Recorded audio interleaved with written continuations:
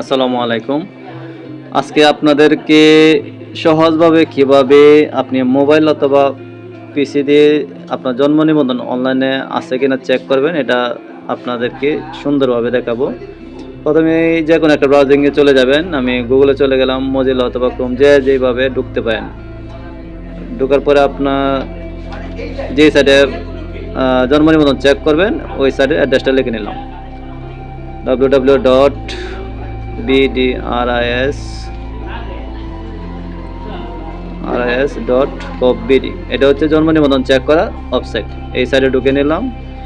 ঢোকার পরে আপনি চেক করতে পারেন জন্ম নিবন্ধন, তথ্য সংশোধনের আবেদন, জন্ম নিবন্ধন। এই ট্যাবেও ঢুকলে আপনি লিঙ্ক পেয়ে যাবেন, অথবা এটা ঢোকার পরে আপনি এখান থেকেও আপনি চেক করতে পারবেন জন্ম নিবন্ধন। ঢোকার পরে অথবা হোম পেজের মধ্যে যে সর্বপ্রথম হোম পেজ আছে, এই হোম পেজের মধ্যে ক্লিক করলেও আপনি জন্ম নিবন্ধন দেখতে পারবেন। ঢোকার পরে জন্ম নিবন্ধনের মধ্যে কার্সর রাখলে আপনি দেখবেন জন্ম নিবন্ধন তথ্য অনুসন্ধান আসবে। আচ্ছা, সরি, এখানে মৃত্যু মৃত্যু নিবন্ধনের মধ্যে ক্লিক নিয়েছি। আচ্ছা, এটা না, জন্ম নিবন্ধন এখানে কাছে রাখার পরে জন্ম নিবন্ধন তথ্য অনুসন্ধান এটা ক্লিক করার পরে আপনি এই লিঙ্কটা পেয়ে যাবেন। এই লিঙ্কটা ডিসক্রিপশন বক্সে দেওয়া থাকবে। আচ্ছা, এখানে ক্লিক করার পরে আপনার জন্ম নিবন্ধন নাম্বারটা এখানে এন্ট্রি দিবেন।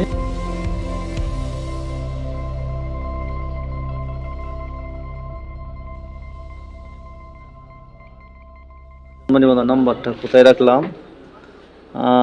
জন্ম নিবন্ধনের নাম্বার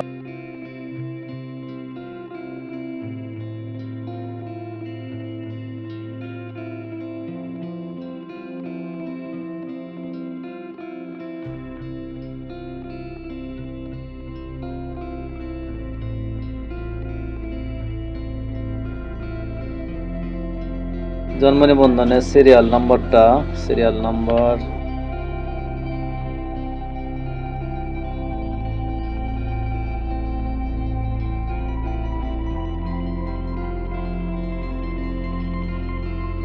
মাঝে দোকানে কাজ করি তো, এই জন্য ব্যস্ততার মাঝেও থাকি প্র্যাকটিক্যালি।